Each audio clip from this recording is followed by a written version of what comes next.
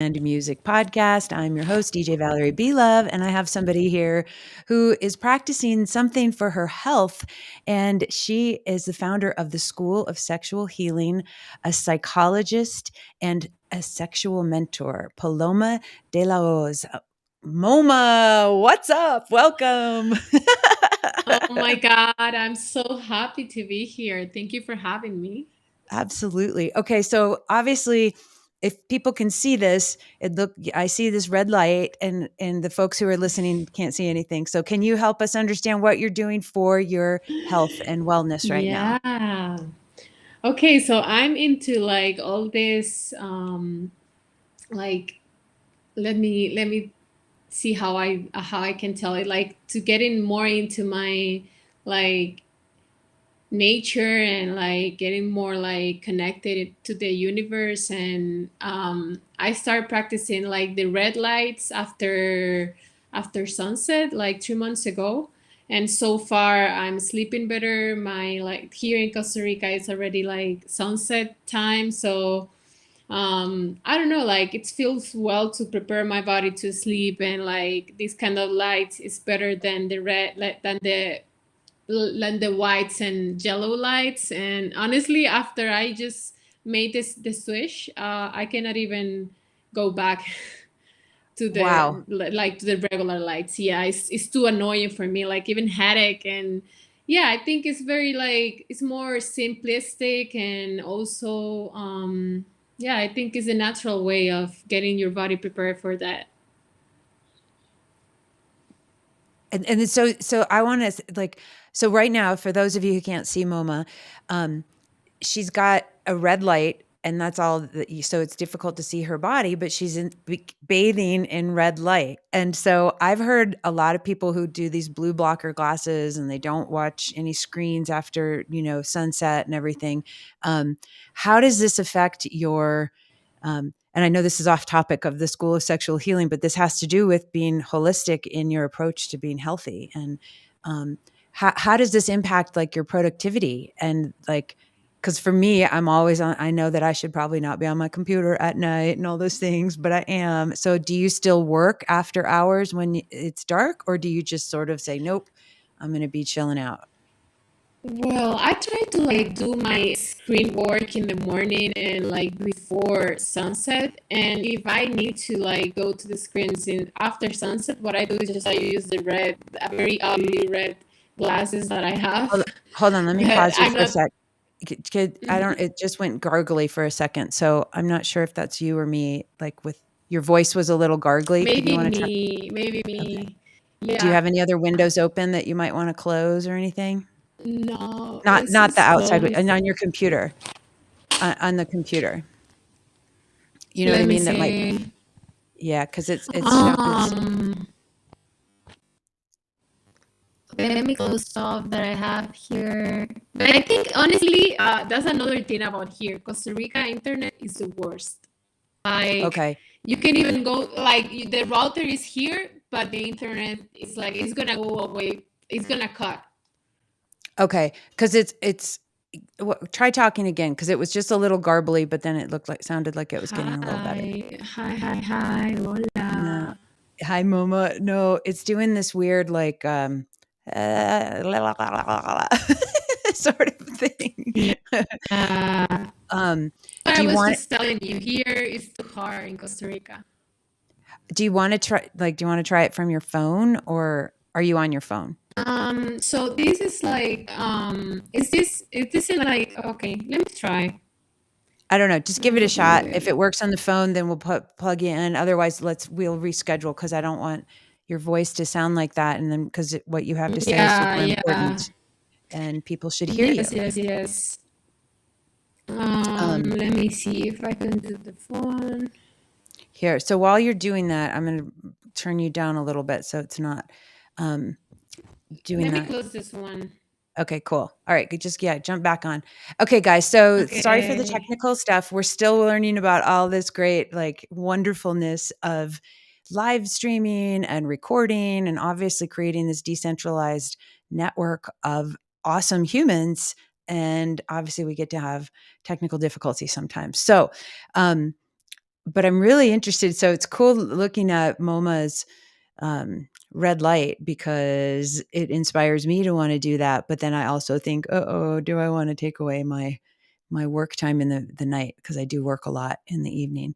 Um, but it's pretty exciting. I think why would I bring somebody who is a sex mentor and a psychologist up here to talk about what she does on Bitcoin Peace and Music? And for me, living a holistically integrated life is critical. So you can be a Bitcoiner all day long and have, thousands of Bitcoin. And if you do not have daily practices and if you do not approach life from all of the facets of the diamond that life is, then I don't think you're going to get this full experience. Okay, let's try that. Okay. Uh, no, go the other way. Oh, yeah, there you go. Oh, cool. Okay, can you Yeah. can you hear me? Oh, good. It's Yes, and working. you? It's better. Yeah, Okay. see, go girl power. We fixed it. Thank you, spirit of the technical wonderfulness. Woohoo. Okay, cool. So that's working. Yeah. Okay. So question, you are doing like a live in here or this is just recording? So this is a live stream right now. So we're being live streamed to YouTube, Facebook, um, Oh and wow. Twitter. But what I've been, this I'm still new at all of this, like how to live stream and should I live stream, and LinkedIn right now too.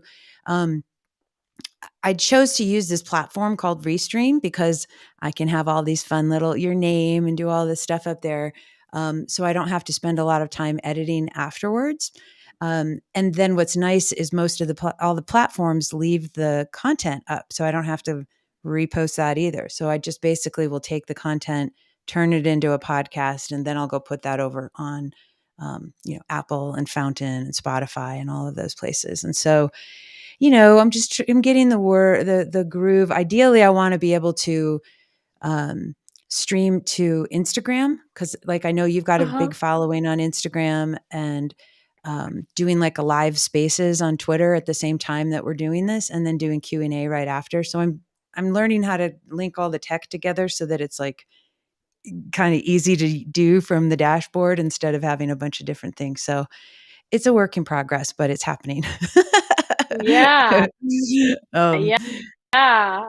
but Very I good. just I think it's cool, and I think isn't it neat that like we've got this technology, and you as a psychologist and a psychotherapist and a sexual healing mentor for people can go reach millions of people all over the world with clicks of buttons, right? I So know. so Yeah.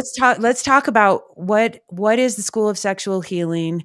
Who is MoMA and how did you get involved in this? I read your backstory and I'd love for you to share with people. How did you become interested in this special needed uh, modality? Yeah, so I guess for me it started like a very young age. I was feeling like, oh my God, like let me tell a little about like where I come from.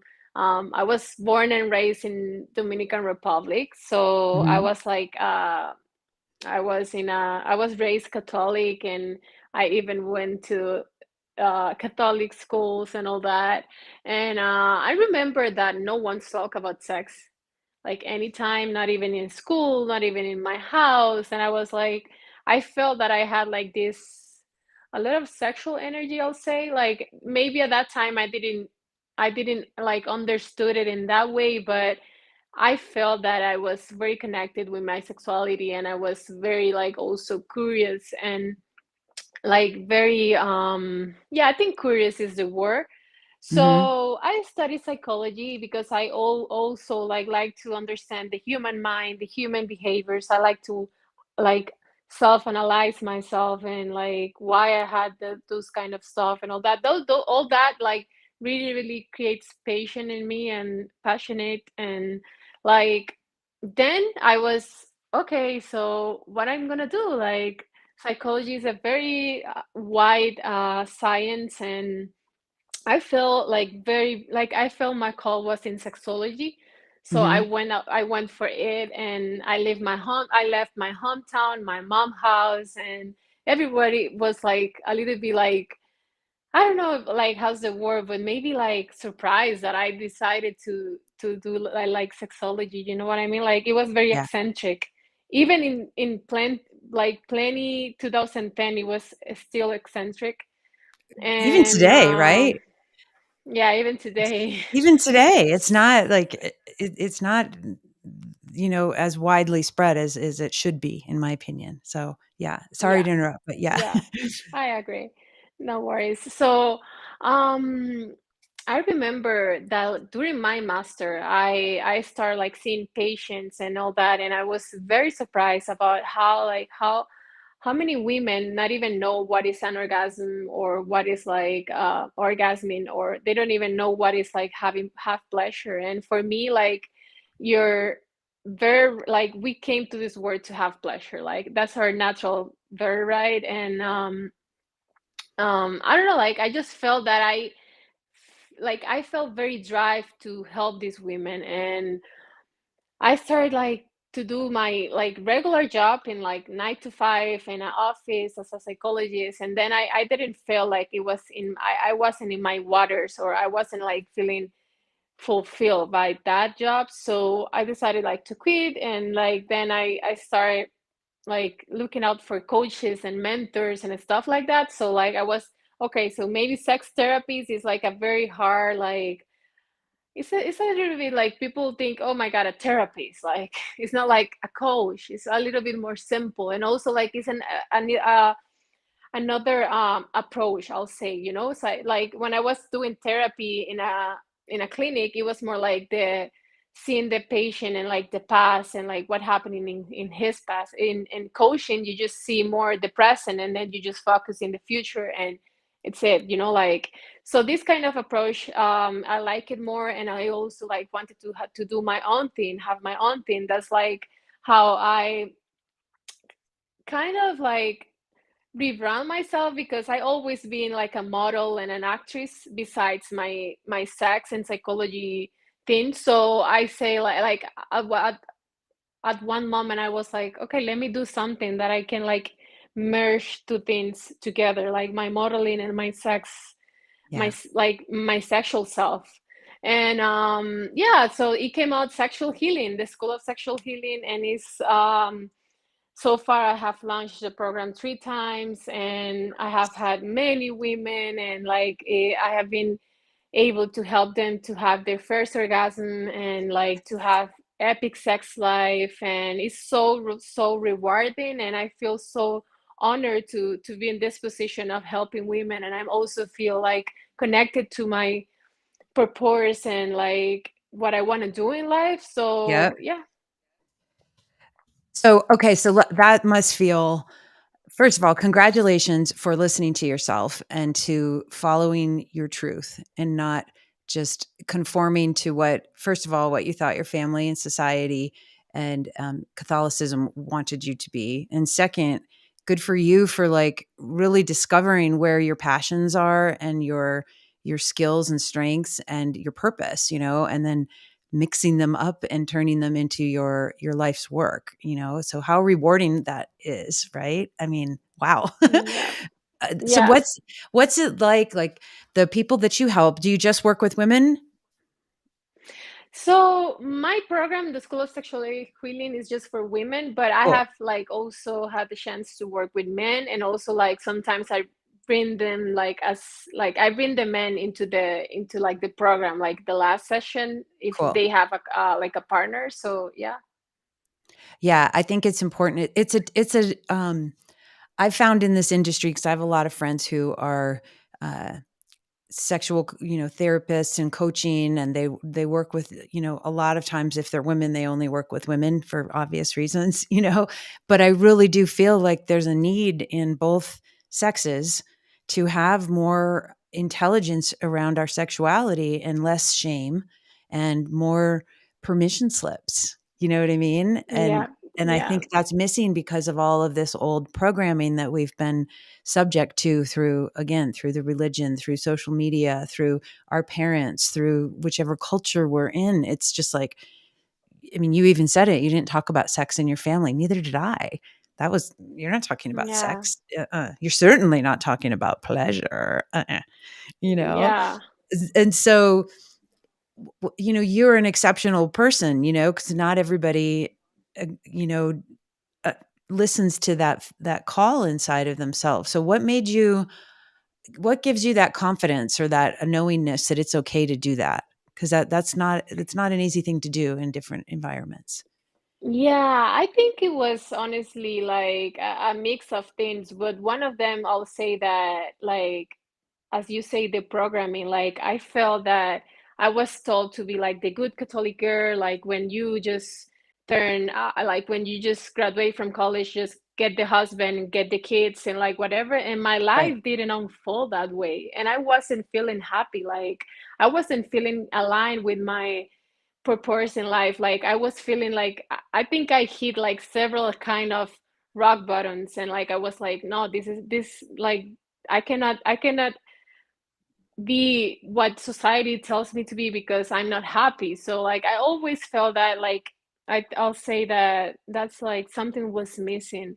And I also like nobody tells me how much relationship and love, like the big how big they play in your life, if you know what I mean, like how this kind of stuff like really like gets into your life. And since you don't know anything, like sometimes people think, oh yeah, like Catholics is, or religion in general, like is good because teach people to not be in a certain way. But then and the at the end, like what I see is people are not happy, and like what they want is like people maybe to go from not knowing nothing in sex and love and then have like successful marriages. Like how that happened, like how people can have successful marriage and be happy if they don't even like know what is sex or what is pleasure or what is love or nothing. Like you cannot expect people to be perfect at something you didn't teach them.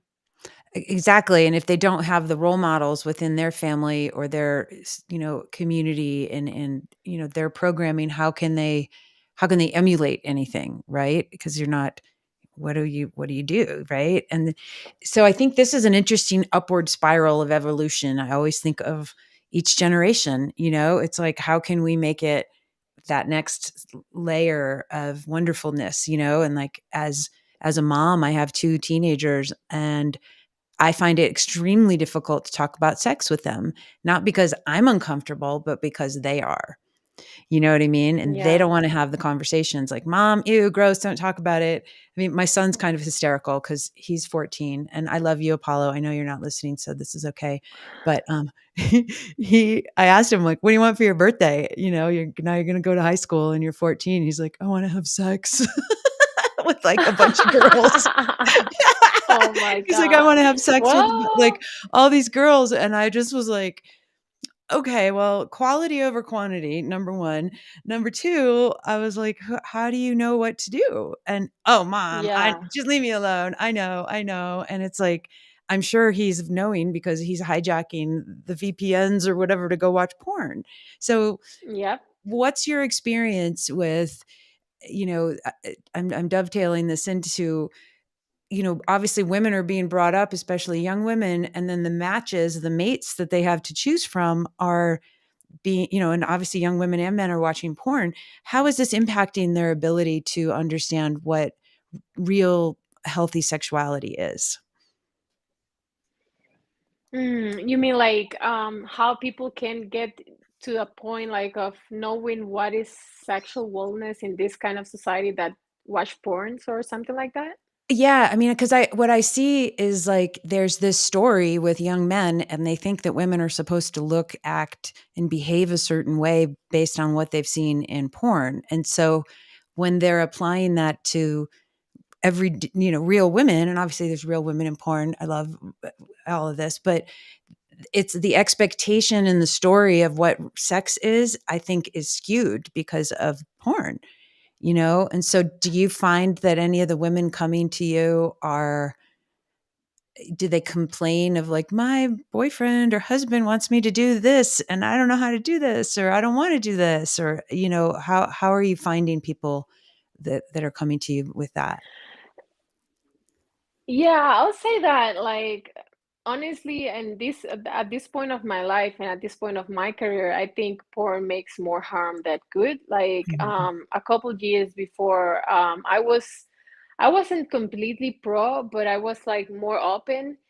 But the thing is that I really think that it fucks up the brain and like the way people interact and see like and create connections and bonding, because Yeah. obviously we know that pornography is like literally a show. So they have lights, they have like cameras, they have actors, and they have directors. So it's really like it's not even like real. Or so when people watch this, what they seen is a show. And like the thing is that in sex, since nobody talks about this and we have all this programming, it's like it's very easy for people to relationate, like to like link porn into sex.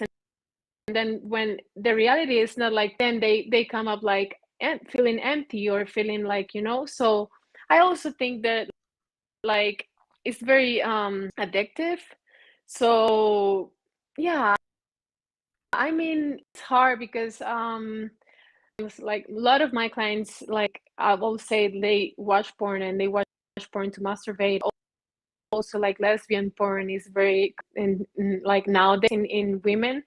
But yeah, I think that's my opinion will always did it like the extreme is always the like the you when you I mean like I don't think the problem is like when women like wants to their men wants them to do something that they do. It's more like when the men like just watch porn, for example, and doesn't even want to have sex. That's like more the kind of issues that like I see. And like as I say, I think it's just like a way of disconnecting people from each other.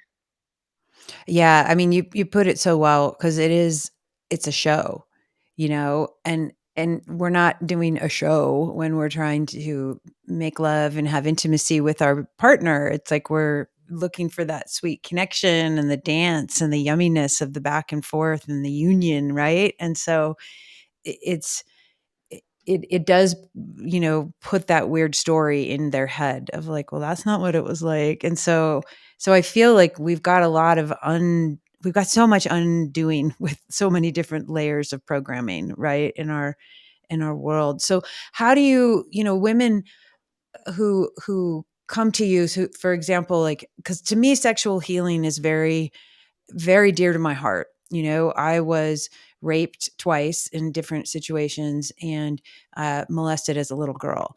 And, it's interesting because I didn't know that I was molested as a little girl until 6 years ago.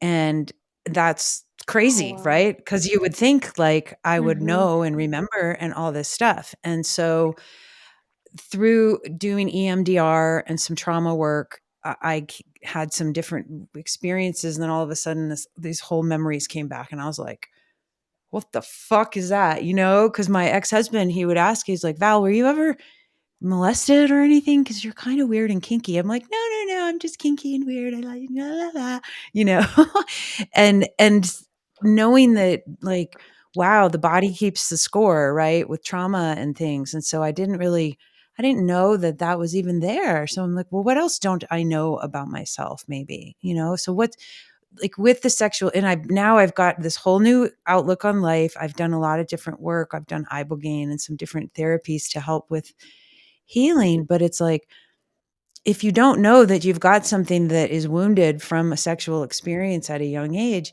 how can you help people? I mean, do you help people move forward with this kind of trauma work? Yeah, yeah. So sexual healing was like completely designed to help people with sexual trauma and people like women that orgasmia, that is like the absence of orgasm. And like Mhm. what have I have like had more is like sexual trauma. And like the thing about sexual trauma is, as you say, like thank you for sharing that story. Really means a lot. But what you say, like some people just realize long like ages later that when they got the trauma. And the thing is that, as you say, like the body keeps the score, and then they show like this kind of trauma show up in other ways in their adult life, and then like they can link like maybe I was acting this way all this time in like my sex life and love life because I had that trauma. But like sexual healing is a very wide like approach. Like the way I heal someone with sexual trauma is not the way that I heal someone without. So they both need healing, but Of they need course. healing in a different way. So for sexual trauma, you like you really need to dig in and try to make peace. Like try to decline to make peace with this because it creates like a lot of frustration, a lot of pain. Yeah, it's definitely it's obviously many layers. It's not just, "Oh, I did a session and now I'm cured," or "I did this thing." It's because it's all intertwined with all these other things in your life, and then unraveling those and going back and then reassembling the new, and like, how do I get to be this new version and embrace my sexuality in a celebratory, healthy way and not in a way that I'm uncertain of or ashamed of, And so, like, what's without telling any names, of your clients, like, what's a success story that you can share? Like somebody that came to you with something that they're like, yeah, this is great now. I can come. Yeah. Yeah, I mean like always like when people come when people come with sexually, like most of them have like anorgasmia or like absence of orgasm because like if if this like if they have is with this like they cannot enjoy their current sex life. Like Yep.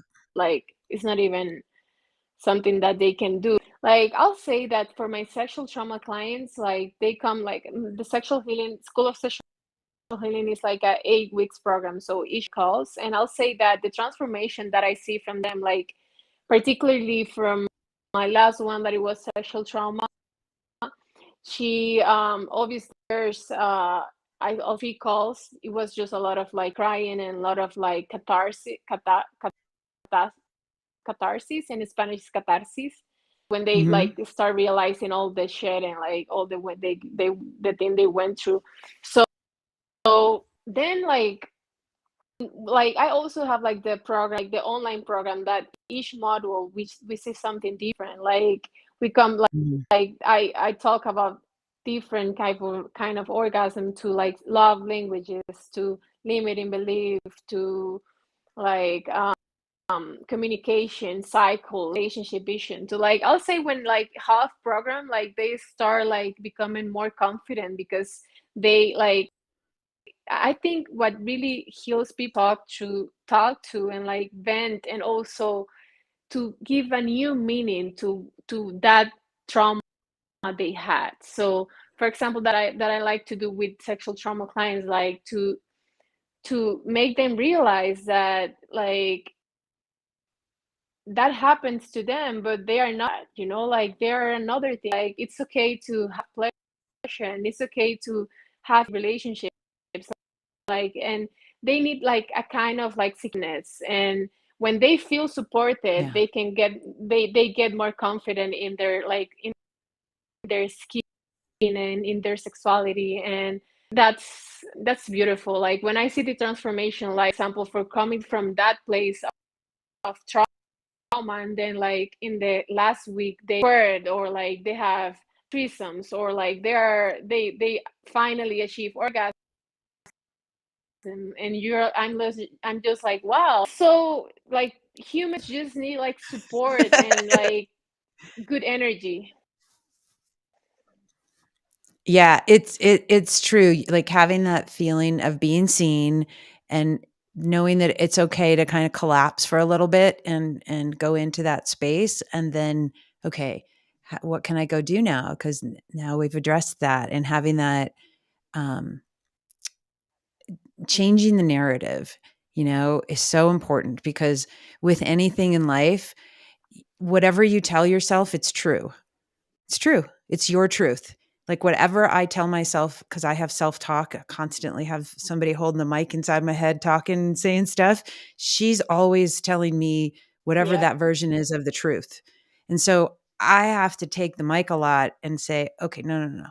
This is really what's going on. And so if I want to rewrite my story from a place of like, this happened because of this, and it's okay because, whatever I want to assign meaning to, I have that power. And it's like, when you wake up to know that you have the power to make meaning of anything in your life, you can make meaning in a beautiful way, right? Or you can make everything mean something horrible. So it's neat when you get that wake up call Exactly. that you're the one in charge of that microphone and who has the control. So that's exciting. And I mean, what so with I've have a huge variety of different people in different worlds and industries all over, and I do have some friends who are um, exotic dancers and sex workers, and all of them have the same backstory. They were all either molested, they were raped, they had some kind of sexual trauma as a young woman, and now there's this like, I'm going to play it out and I'm going to be a dominatrix, or I'm going to go do this, or I'm going to go, whatever it is, which is fabulous. Go for it. But I do see sometimes that they're not actually addressing the wound, and they're just sort of covering it up with this. Now I'm the powerful one. Does that make sense? And then I see like, okay, what's going to happen in Yeah. X number of years when this isn't possible for you anymore to go be this, vixen of the world. And so have you helped people like that before? Yeah, I mean, it's an interesting phenomenon. And I honestly see just what you just say that had sexual trauma and like covering the wound by becoming like something that is not gonna heal them, if I can say, like, Yep. and I think I like to think these people are just like asleep, like they're just sleeping still. Like I don't think they Yeah. they have had the wake up call, or like even the level of like self conscious of like self awareness to say like, hey, in this because like I was molested or I had this and I like, but they don't even like link this kind of two behaviors, if you mean like, so if they cannot Yep. even link, like I don't think they're gonna get to any place. So it's very like that's what I call it phenomenon because it's so common nowadays. But I'll say that the way that I like to think it is like if they're happy and if they can do life that way and it's not harming them, it's okay. But I don't know what's gonna happen long term, as you say, because Yeah, these exactly. are And not the people that are like for help. yeah, and it's like then most of us, and you probably experience this in your practice, but a lot of times, I look at things on like a crisis curve type uh, thing, right? You've got it's like this bell curve, and there's obviously the pre area of breakdown and melting and crisis, and then there's the post. And so even though so many of us think like, I'm going to do things and I'm going to have prevention and I'm going to stay on track, a lot of times, unfortunately, we don't have that wake up until we're on the other side of some kind of a crisis, and we're in like the rebuild mode, and we realize like, oh shit, I need to do something because I don't want that to happen again, whatever just happened back there. So now I'm going to start looking at some resources, and then they go through another. So I mean, it's sort of cyclical, but we're stubborn. Like our egos are stubborn, and we think we can do everything by ourselves, and we think we know better. And, until we don't, you know, Yeah, um, yeah, it requires, yeah, requires a lot of humbleness. it does. I would imagine, the people who get the most success are the ones who are just like, I really do need this now. Something's got to change. Like I'm not happy. Like I'm not satisfied. My life is not the way that I envision it to be. Um, Mhm. yeah, this is great. Okay, so let's hear about your program because I was lucky enough to meet you face to face in Miami, and I was like, "Yay!" And I have to tell you, when I saw your picture on Twitter, I was like, "Oh my god, she's like a supermodel. I don't know about meeting her. She's so beautiful," and it makes me nervous, but then it's also like, "Fuck yeah, look at her. She's embodying her super goddess energy," and I know I struggle with that as a woman too, because sometimes I'm like, "I wanna be so sexy and put myself out there," and then other times I'm like, "Well, I don't wanna, I don't know, I just feel like it's this weird thing." So, I mean, what's your experience with being so gorgeous? And putting yourself out there so honestly. I mean, Yeah. that's That's brave. a Like, really brave. oh my God, this is Sharon. Yeah, I mean, it's been quite, yeah, it's been quite an adventure. And honestly, I think you met me like really in a moment when I'm like just being myself, like at its fullest. Like I Yeah. left my almost 2 years ago, like 20 months, and like that change in my like the game for me. I was like, oh my God, I felt that I need to do something like with my how like with how I feel. You know what I mean? I'm very connected with to my like purpose. So like I felt that being myself, I can like encourage all the other women to, and like that's what I wanted to try. And at first I was scared as fuck. I was like, I don't know if I should like show all these pictures. Like I always been posing naked since I was 4 years old. Like I told my mama like to take like her Kodak camera and like naked pictures for me. Like so I'm always like like I always feel very comfortable naked in front of the camera. So I think the modeling career really helped me to the confident part, and also like when I found myself like liking this field of sexology and liking everything about it, and I can really do something with both careers. Like I want to honor my modeling career and I want to honor my sexology career. So for me, like let me just jump, like let me just do what my thing. Like if the people that are gonna like me, they're gonna like me. The people are gonna hate me, they're gonna hate me. And that's what I want to do, and like I'm comfortable doing this. And I like honestly, when you are what you are, like you just attract better people. Like after I did this like I'll say that I have attract like better friendships, better relationship that I have right now. It's just like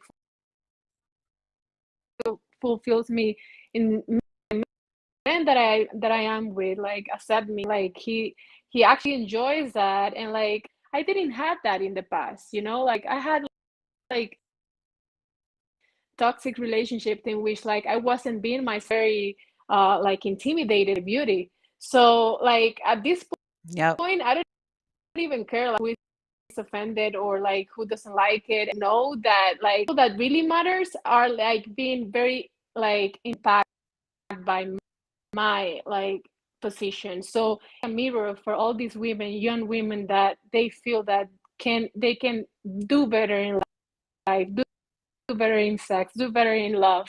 Like doing that, I'm happy. Like I don't care about the rest. I love it, and that's just such the perfect attitude, and what's really nice about you that I see is you do have a holistic understanding. It's not just like, "I'm just gonna go just do this one little component of life, which is be, pretty," and you're like, "No, there's some substance here," and it's in service of your mission and your purpose and helping other people see that too. Um, I host these things called groovy goddess gatherings, and so when I used to live on Maui, we would have these really nice retreats with these women, and we would, be together for several days and dance, and we would do ceremony, and we would do art together, and we would talk about being goddesses and what does that mean, and I love running around naked. It's one of my most favorite things to do. Um, Because it's just fun. I don't like wearing clothes, so living in the mountains is tough, but it's just nicer, right? But I really resonate with that It is. because it's cold, but Yeah. I think what has been like, because obviously women today are being especially young women who are on TikTok, on Snapchat, on Twitter, or not Twitter but Instagram, like those three are where a lot of the young women are, and it's like everything is filtered.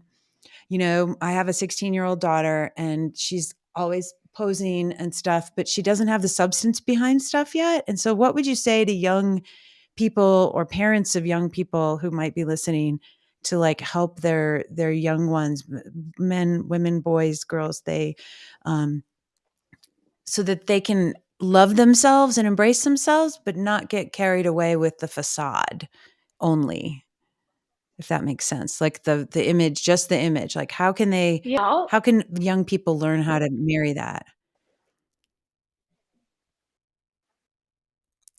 Oh, sorry, are you frozen?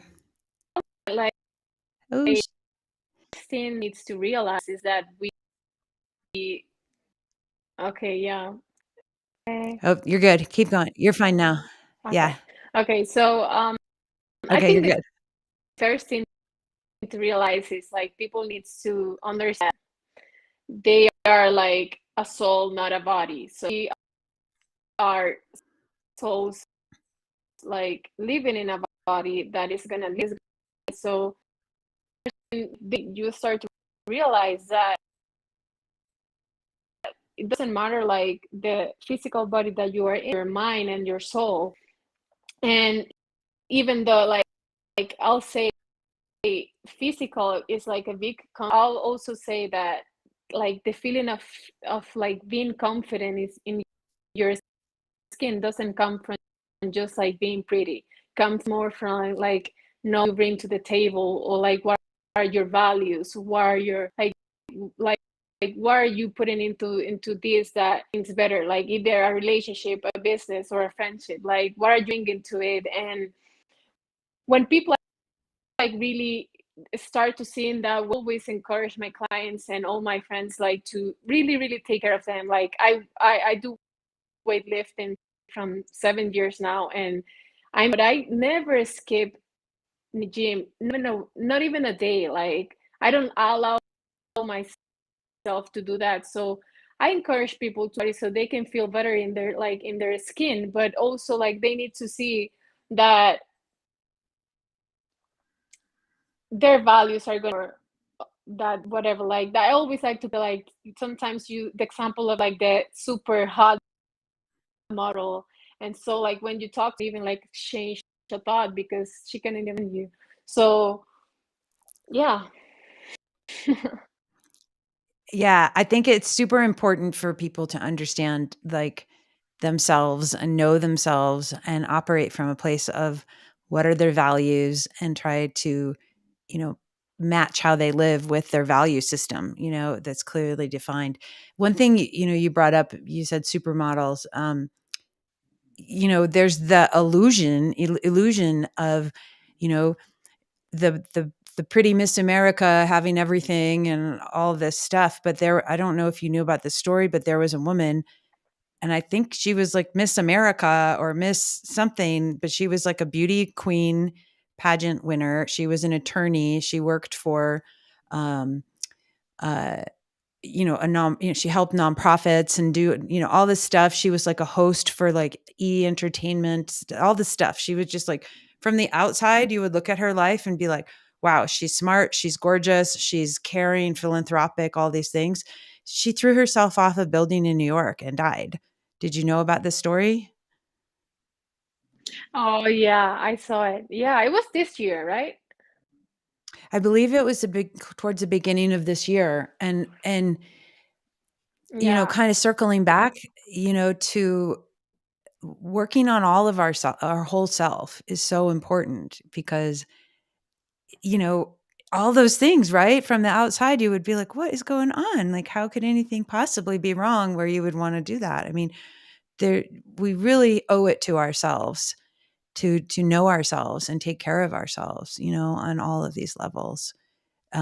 What do you find is the Indeed. biggest um, what do you find is the biggest obstacle for people to come get help from you? Like, what's holding people back from saying, I actually need to go see Moma and I need some sexual Mm. healing? Marvin Gaye, let's go. Whoa. Uh, I'll say that I'll say that limit belief and also blockages. what kind of blockages? So I'll say that emotional blockages and also sexual blockage because as we were talking like people come with all this programming and all like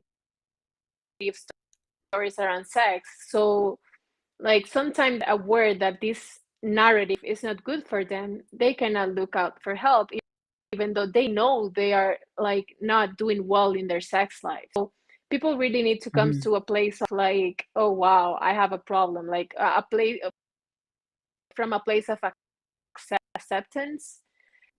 Everybody's willing to do that, people, most people don't want to be in touch with themselves. Yeah, it's overwhelming. I mean, we're clearly in a society that, feeling numb is supposedly the ideal state, instead of really feeling what we're feeling with, people taking too many drugs or Mm-hmm, alcohol mm-hmm. or numbing themselves with food or social media or digital or obviously the other things. It's a like you said, when the people are ready, they'll show up and they'll be ready, and it's time. I think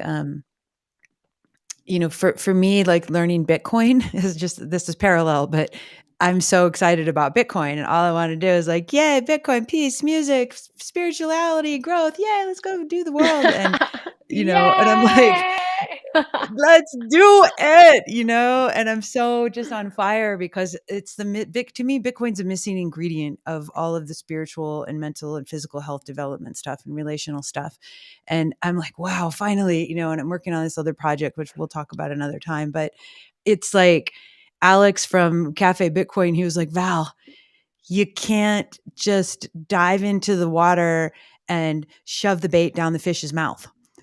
Like the fish, if you're trying to get somebody and help them understand Bitcoin or whatever it is, he's like, you have to make the bait attractive. You have to know what they want, understand the fish, and then do the appropriate thing. But you can't jump in the water. And I'm like, okay, Alex. It was a great analogy though, because it made me think like, when the fish are ready, they will come as long as you have the right, food for them and that will entice them. So I just think that's great. Let me ask you Exactly. this. Okay. So um you had posted on your bio about, experimenting with different, with um with bondage and different things like that. Like, is that something, because I think that stuff's fascinating. I love it. I love experimenting with all sorts of different things. But I'm also, after doing that a little bit, I found that some of the community was a little bit unhealthy,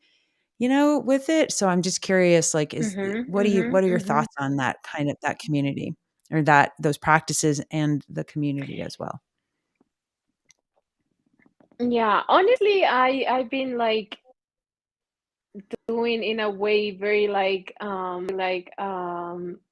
alienated because I've been like educating myself about the topic, like doing courses, and also like I put it into practice with my partner. And but I haven't been into the community because I think that the community is not something that I like identify myself with. But even though I Mhm. enjoy the practices, so like I'm very like I'll say like individual in this stuff. Like even though if I like something, I don't need to be part of the community. Like example, I do weightlifting and I do CrossFit, but I don't want to be part of the community. I just do it because I like the movement and I like the exercise. So it's the same Right. kind of practices for me. Like I can do it myself in my room, and I can even like talk to about it to my clients and to you. But like I don't want a community. Yeah, it's not for everybody, and I feel like it's nothing against it or bad, it's just not everybody's not into group activities of that nature, right? And I feel like, um, yeah, I think it's interesting. I know, it in I you know, I had sent you a podcast, I think, or 2 podcasts I did a couple years ago on an old show that I was trying to put together, but it was, orgasms for peace and talking about, utilizing the power of your orgasm within your energy body and your chakras and everything for manifesting and healing. Can you Yeah. speak to that? For like how you teach and what how Yeah. do you integrate any of that? Like, because this was for, obviously self pleasure. And then obviously you can do this with partner and there's a lot of magic to be had. Yeah, I mean, like, one sexual in the school of sexual healing is just intended to be like self-pleasure practices and rituals. And, and I'll say it really helps because what I always like to put the analogy is that you cannot have great sex if you don't even know what you and the way to know what you like is Yeah. just like in like having these self-pleasure rituals. So for me, that's basic like I think really get to know themselves first alone and then like they can better like understand like the way they orgasm, like even for example even women that once like now like there's a lot of women that just want to skirt and like all my clients and like okay, but you need to like really do the work. Proof of You work, really need baby. to like this knowledge work and all that because yeah, yeah. So I'll say that they like if talking about like your question, I think Jasmine really changed the woman energy. Like I believe that when a woman is having like is well fucked, she can like thrive in all areas of her life, like in work, in friendships and everything. So it's like I think it's like the base of everything in life, like the pleasure. It is, and I love you use the phrase "well fucked," and I think is it Kim Anami? Does she say that? Do you know who Kim Anami is? Yeah, yeah, yeah, she does. She's great, right? Like, you guys remind me of each other. Yeah. What about Mama Gina? Do you know Mama Gina? Yeah. Like She's like another the squ goddess. I know, like, the 3 of you are on this mission to empower women's, you know, uh birthright of our sexual pleasure for good, and I think I love what you're up to, and when I heard what you did and it was just like, "Oh, I wanna support you and get your word out here to the world," and I just really Thank you so admire and much. honor. Yeah, I really admire and honor you. It's not an easy path, but like you clearly are you are built and designed for this, with your beautiful attitude of I'm just going to do what I'm going to do and it's okay if other people aren't into it. Like you can't go around pleasing everybody and trying to conform to them. That's like not the jam. So, yeah, I just want to celebrate you and yeah, thanks for doing this work. We Yep. need Uh, it. thank you so Seriously, much, like Val, you're and thank you for all the work that you do. Important and needed in this work. yeah, thank you. I think we all have these wonderful gifts and I think it's so important that we step up because time is ticking, right? And the world really needs us right now. The world needs all of us to be the divine expression of ourselves, and the most, alive and juicy and yummiest versions of ourselves. And your sexual magic and your sexual energy is part of that equation. I really believe that. So do you want to tell everybody, I've got, obviously folks are listening right now, on the podcast, where can everybody find you Yeah, so on your you can website? Uh-huh. find me in all social media as Moma. My Okay. website too, War Mama. I'm very like I hang out a lot in Instagram, so yeah, you can or whatever. I'm always there. And yeah, That's great. So it's Aware Moma, AWAREMOMA. And you can go to awaremoma.com or at awaremoma on Twitter and Instagram to find the most beautiful goddess who wants to empower you to have the best sexual life ever. So go check her out. When is your next program yay! starting? Like, yeah, woohoo, sister. When is are you in the middle So of a it's in program now? Or are you August. going to be doing a launch? It's in August. Okay, cool. And so So people I'm can gonna go be find out yeah, yeah. Hmm. on your website. And so did you say it's a 7 or 8 week course? Is it an It's a 8 week 8 weeks. course? Okay, cool. And yeah, I think that's exciting. So I want to definitely support you in that. Is there anything else you think you would like if you had to tell somebody listening to this who is uh, struggling with their sex life, struggling with feeling pleasure, struggling with the story that's going on in their head, what would you say to that person right now who's listening? I'll say that I and like I'll say also that the first time, or like the first step into this healing process, accepting, and then like becoming aware, and also communicating this. Like communication really heals. Like a lot of couples need to communicate and get like really honest about what they want in their sex life. So communication, awareness, accepting, like I'll say also this. And yeah, I think everything can gets better if you just like have this. I love it. That's really wonderful sage advice. Yay. Um, well, is there anything else you want to share with the audience? And if not, we'll clear. I know I could talk to you about sex forever. I love sex. It's so good. Let's talk about sex, baby. Let's talk about you and Like me. Let's talk about all the good things and the bad things that may be.